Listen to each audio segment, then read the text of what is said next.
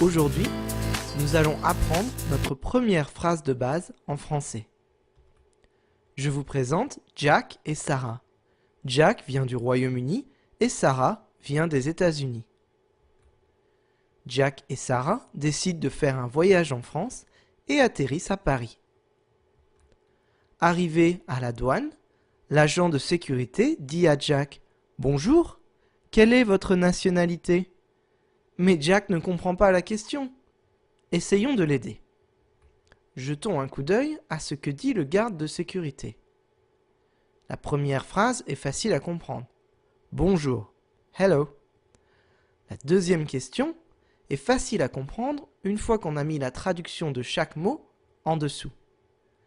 What is your nationality? Quelle est votre nationalité? Pour répondre à cette question, c'est facile. Il suffit d'utiliser cette petite phrase en 3 mots, un sujet, un verbe et un complément. Je suis anglais. Je suis anglais. Cette phrase très simple utilise un adjectif pour décrire Jack. Jack est anglais. Encore la même phrase, un sujet, un verbe et un complément. Et pour Sarah, c'est la même chose. Sujet, verbe, complément. Je suis américaine. Attention, Sarah est une fille. On ajoute donc un E à la fin de américain pour utiliser l'adjectif au féminin. Je suis américaine. Si plusieurs personnes parlent, elles peuvent dire « Nous sommes américains ».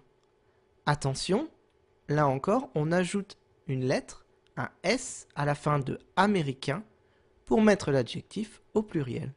Nous sommes américains. On peut aussi utiliser un nom. Nous sommes des touristes. We are tourists.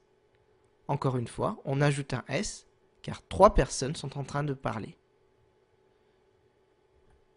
Maintenant, à votre tour. Pouvez-vous traduire cette phrase en français? Jack is a boy. Et en français, ça donne Jack est un garçon. Sujet, verbe, complément. C'est simple. Encore un autre exemple. Traduisez en français Sarah is tall. Et en français, ça donne Sarah est grande. Attention, on ajoute un E à la fin de l'adjectif grand, car Sarah est toujours une fille, et on met donc cet adjectif au féminin. Sarah est grande.